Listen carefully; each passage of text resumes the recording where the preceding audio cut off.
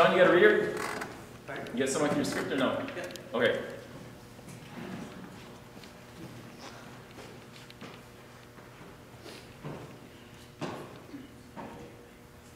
Okay, for my scene, I am Hamlet.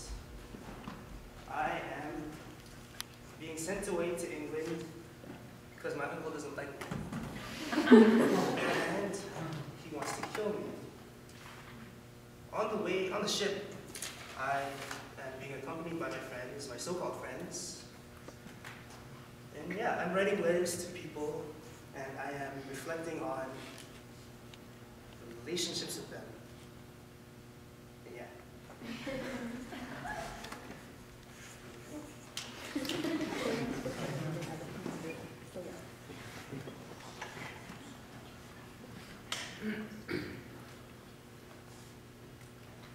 See?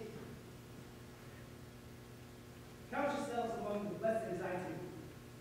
Rebel in the space of time. It's you. I must rest, for this voyage doth render me ever so fatigued.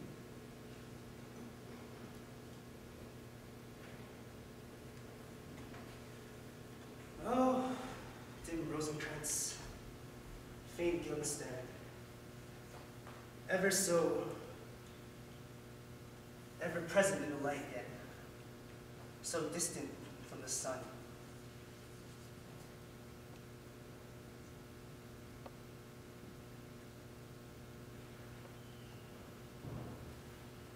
Lion?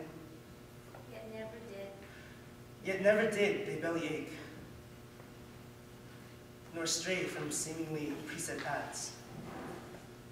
And oh, how we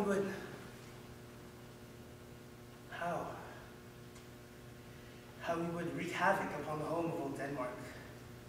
And innocence and ignorance, the twain could very well be those two. Those two. Line. Standing characteristics of fonder childhood and signs of my dearest old friends. 'Tis farewell. For nature takes and shatters the shackles of the young.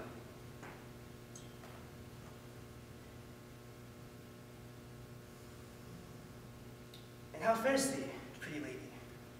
Beauty draws in as Venus flies over starry seas, wet enough to douse hell.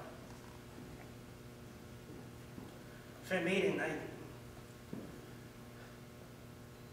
I cannot ask forgiveness. Oh, hyacinth wilted lily, wilted by wind carrying fire crimson, searing both Apollo and Poseidon in the same breath, and thy father also. 'Tis unforgivable, yet this fate I accept.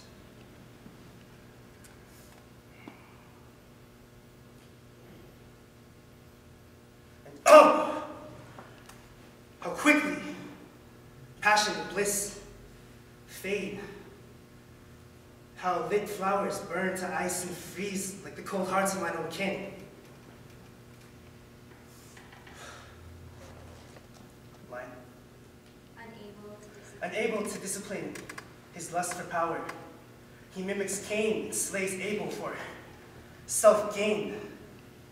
'Twas graceful, thy ascension to the throne, showing almost no weakness. But confess, thy snake's tongue hath betrayed you, showing you false paths in the tree. And for this, I will strike you down, as silver slicing through heel. Wound first thy pride, then take thy life.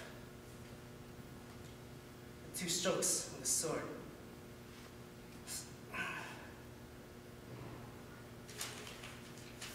And sealed with a knife. Ready yourselves, for murderous thieves approach upon the horizon. Ready, as though may readily be. With resolve, I now face this destiny.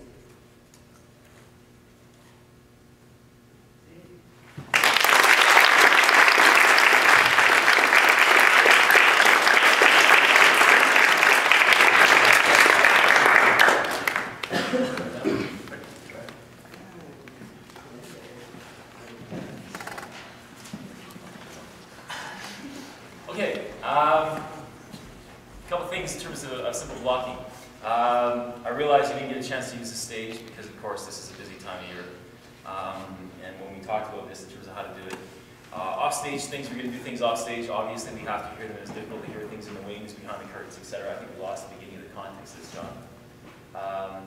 I think the other thing that happened is, once you lose the line, I think John gave us a good example of how, of course, you regather the thing, stay in character, ask for the line, and again, use the context of the scene. Because he's writing a letter, he can take the pauses. He has a dramatic excuse to take some delays and some time to do things.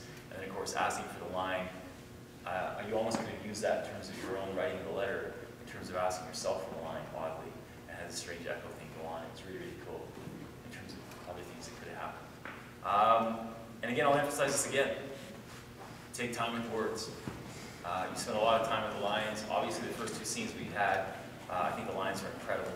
And the difference between writing something and just writing it as Shakespeare did, because he wasn't a great actor, he acted sometimes. But performing the thing are worlds away. Writing is easy. Acting is not quite so easy sometimes. So take your time with this and enjoy it. Some of us will be more extroverted.